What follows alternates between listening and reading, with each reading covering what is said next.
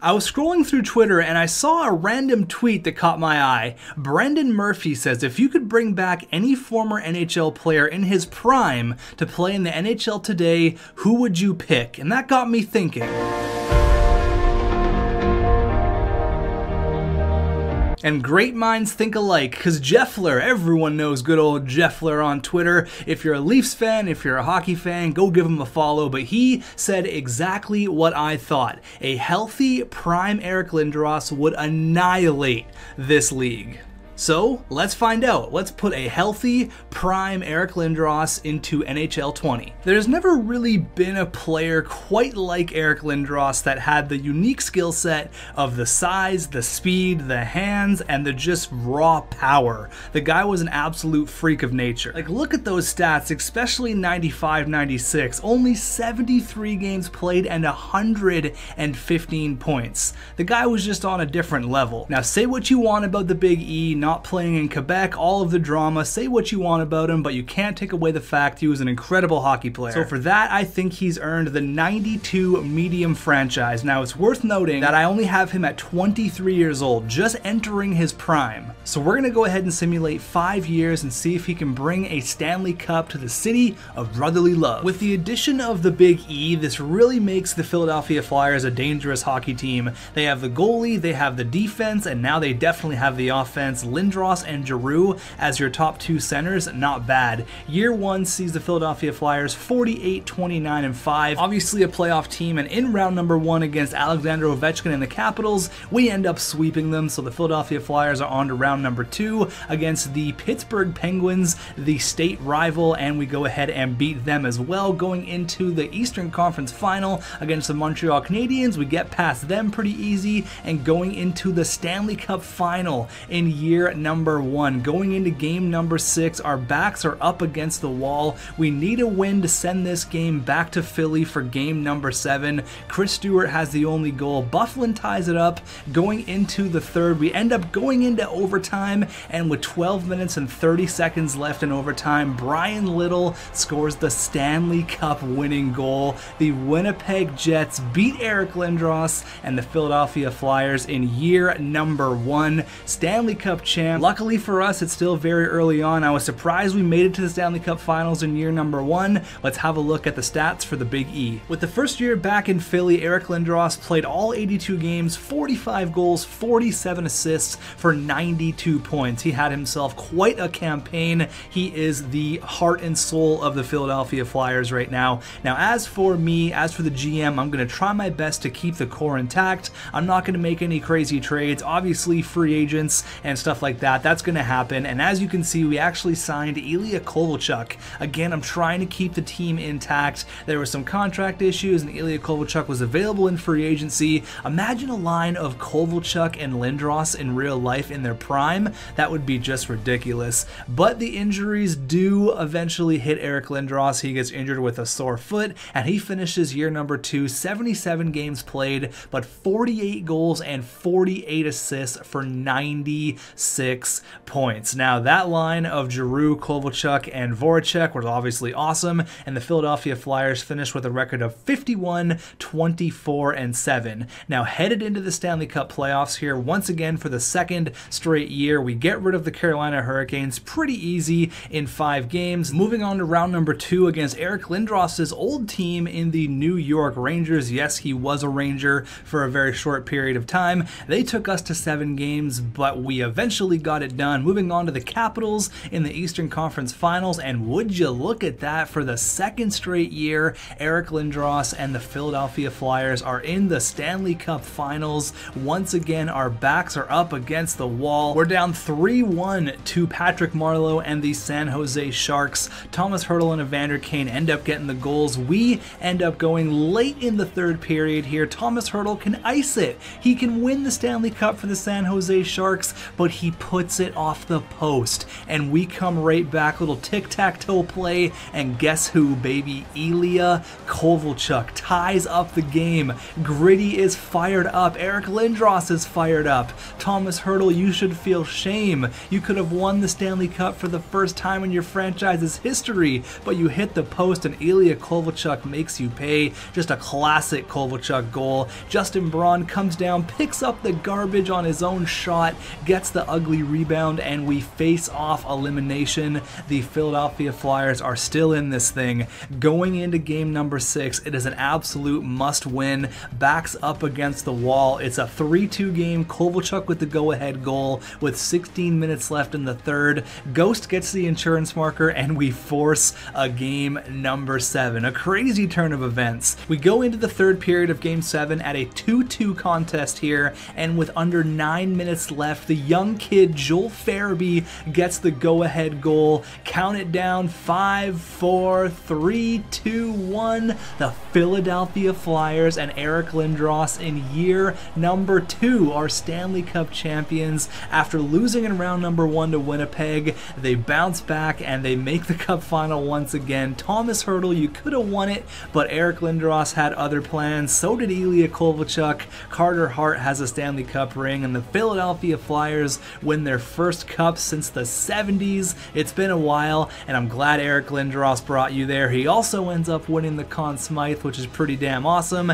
and here is the Stanley Cup presentation. Now, unfortunately, Claude Giroux's the captain, but he is hurt for this playoff, so Justin Braun, who scored the overtime winner, ends up going and hoisting Lord Stanley. Take a picture, that one's gonna last forever. Stanley Cup champions. So after winning the Stanley Cup, Eric Lindros moves to a 97 overall, plus he's now high franchise. After winning the Conn Smythe and the Stanley Cup, things are looking good for the Big E. 77 games played, 48 and 48, 96 points, Stanley Cup and the Conn Smythe, not bad. Headed into year number 3, we got Carter Hart signed, but Ilya Kovalchuk decided he no longer wanted to be a part of the team, which was a little bit interesting, so we had to move some things around here. Nolan Patrick is slowly getting better, and I obviously brought in a guy like Anthony Duclair. So you can see here we finished with not a fantastic record, but 43 wins is not that bad at all. Definitely good enough to head us into the postseason. We get out of round number 1 against the Tampa Bay Lightning. Moving on to round number 2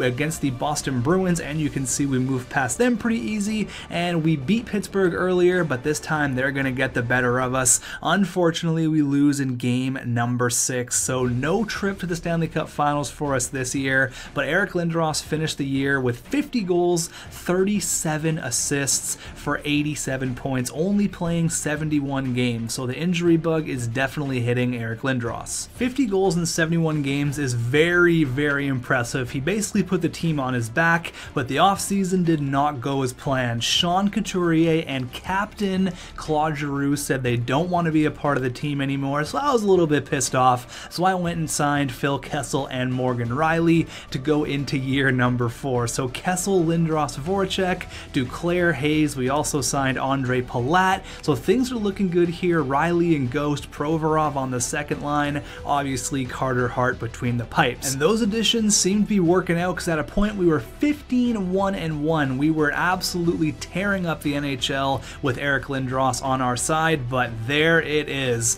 He's been injured with a mild concussion. Not once, but twice. 2 concussions in the same year for the big guy, but it didn't slow him down. 76 games played, 59 goals, 49 assists for 108 points. Nothing can stop this guy. Kessel and Voracek all had over 100 points, so we are on a tear right now. But the concussions, they are happening for Eric Lindros, so we got to be wary of that. Carter Hart puts up a measly 54 wins. We end up sweeping the Columbus Blue Jackets in the first round, going on to round number 2 against Pittsburgh, looking to get our revenge against our state rival.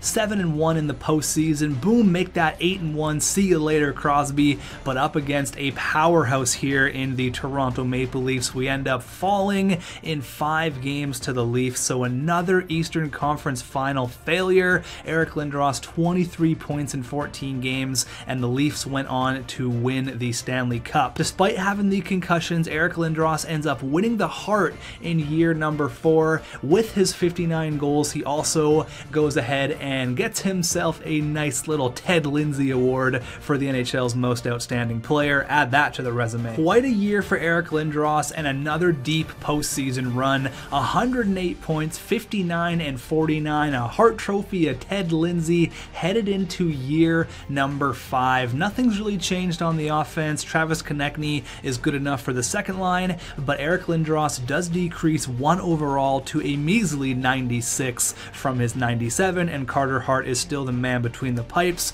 but the concussions, they keep piling up on the Big E. Eric Lindros gets another mild concussion, and for the first time in 5 years, he doesn't lead the team in scoring. He lost out by 1 point. Jakub Voracek had 97, but another 50-goal year for the Big E. The big man can really do it all. 43 assists, 96 points. So the concussions don't seem to be slowing him down. He only missed a couple games. It is kind of crazy that he is getting so many concussions in the simulation. Obviously, there's no way I could fake that. It's just kind of crazy that it's actually happening in the game. Obviously, that ended up costing Eric Lindros his career. So another very good year for the Philadelphia Flyers. We're obviously a playoff team. We get rid of Washington in round number 1, meet up with Crosby in round number 2, get rid of them, and for the 5th straight year, we end up going to the Eastern Conference Final, and this time we are going to get rid of the Boston Bruins once again onto the Stanley Cup Championship. Now here we go up against the Vancouver Canucks. Now I just want to note, this is all simulation. I'm not playing any of these games. Going into game number 6. Our backs are up against the wall. Once again, we need a win. Lindros has 2 goals in game number 6, looking to force a game number 7 and bring another Stanley Cup to the city of brotherly love. Zach Hyman scores, but Ivan Provorov comes right back. So does Voracek, and we squeak out a win. 3 goals in the last couple of minutes, again forcing a game 7. This team will just not go away. Eric Lindros was a huge part of that game 6, and here we go, wasting no time, going into game number 7. Let's go. 1-0, 2-0, headed into the 3rd. Eric Lindros makes it 3-0. Nils Hoglander makes it 3-1, and there is Lord Stanley in the building for the 2nd time in 5 years.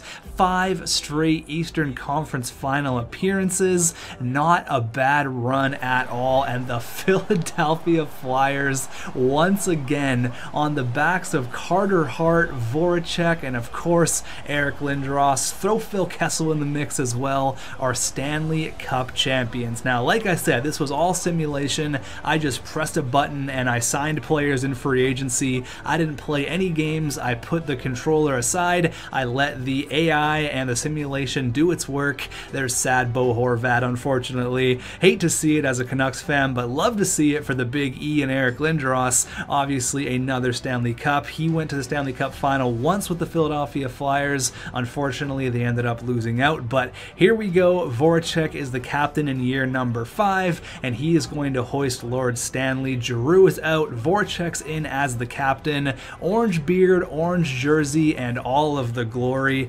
2-time Stanley Cup champions in only 5 years. I didn't think we're going to be this successful, plus having 5 straight Eastern Conference Finals appearances. That is just insane. Year number 5, obviously an absolutely massive success. 80 games played, 53 goals, 43 assists, 96 points, and of course, the most important thing, Stanley Cup champions. Now, looking at the totals for Eric Lindros and the Broad Street Bullies, 2 Stanley Cups, a Hart Trophy, a Ted Lindsay, a Conn Smythe, 5 straight Eastern Conference Finals or better appearances, 386 games played, 255 goals, 224 assists for 479 points. Once again, in only 386 games. That is absurd. Obviously, if you add a 6'4", 240-pound elephant to any NHL team, 92 overall, you're going to reap the benefits, but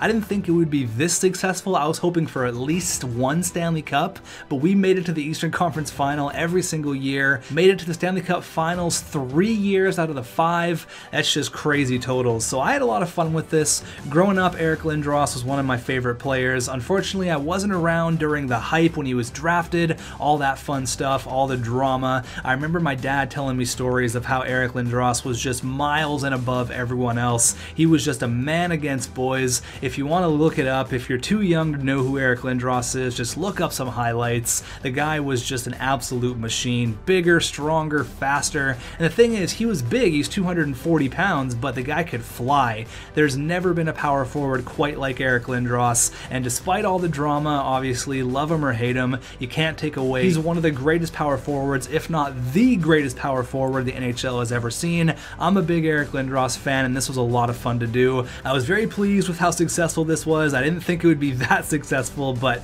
maybe that's all the Flyers need. Just call up Eric Lindros, bring him in for a couple years, win Stanley Cups, easy. But if you want to see this with any other former players, let me know. If you think there's a player that can dominate in today's NHL that played back in the day, leave me a comment or hit me up on Twitter or Snapchat, and maybe I'll make another one of these. I'm a big Eric Lindros fan, one of my favorites. Thanks for watching, guys, and I will see you in the next one.